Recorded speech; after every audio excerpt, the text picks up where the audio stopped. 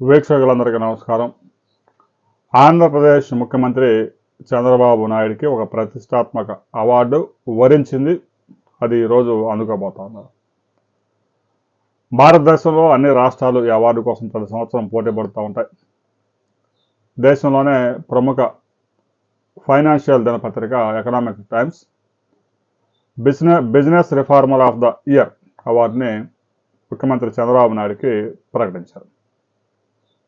ఈ అవార్డు ప్రకటించే ముందు అనేక అంశాలను పరిగణనలో తీసుకుంటారు.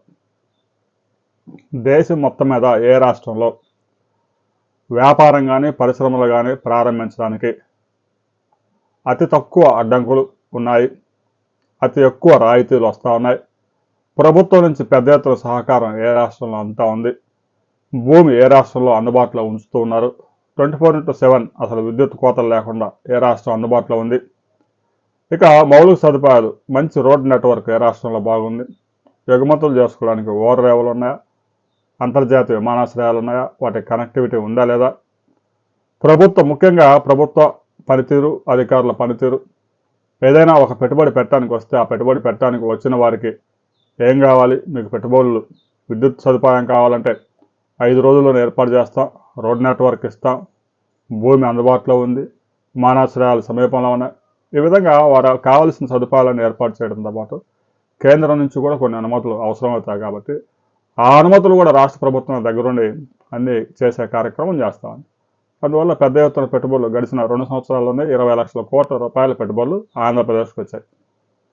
భారతదేశం మొత్తం గడిచిన 2 సంవత్సరాల్లో 80 లక్షల కోట్ల రూపాయలు వస్తే అందులో 50% దక్షిణాది రాష్ట్రాల్లో వచ్చాయి, అందులో 25% ఆంధ్రప్రదేశ్లో వచ్చాయి. భారతదేశం మొత్తం మీద గడిచిన 2 సంవత్సరాల్లో అత్యధికంగా పెట్టుబడులు సాధించిన రాష్ట్రం ఏదైనా ఉంది అంటే అది ఆంధ్రప్రదేశ్. ఆ ఘనత ముఖ్యమంత్రి చంద్రబాబు నాయుడు, మంత్రి నారా లోకేష్కి దక్కుతుంది. ఎందుకంటే ఎవరైనా ఒక 100 కోట్ల పెట్టుబడి పెడతామని వస్తే వారి వివరాలు తీసుకొని ఆ పెట్టుబడికి సంబంధించి ప్రతిరోజు వాళ్ళతో ఫాలోఅప్ చేసుకొని మీ పెట్టుబడి ఇన్వెస్ట్మెంట్కి సంబంధించి ఎక్కడి దాకా వచ్చింది, మీరు ఎందుకు ఆలస్యం చేస్తూ ఉన్నారు, ప్రభుత్వం నుంచి మీరు ఏదైనా ఎక్స్పెక్ట్ చేస్తున్నారా, విద్యుత్ సదుపాయం వచ్చిందా, రోడ్డు కనెక్టివిటీ వచ్చిందా, మరి మీకు ఇంకేమైనా వ్యాపారానికి సంబంధించి కేంద్రం నుంచి ఏమైనా అనుమతులు కావాలా అనే విషయాలన్నీ కూడా రాష్ట్ర ప్రభుత్వం దగ్గరుండి చూసుకుంటా ఉంది.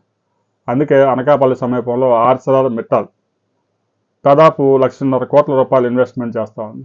భారతదేశంలో అన్ని రాష్ట్రాలు తిరిగారు, చివరికి ఆంధ్రప్రదేశ్లో ఏర్పాటు చేసుకోవాలని నిర్ణయించుకున్నారు.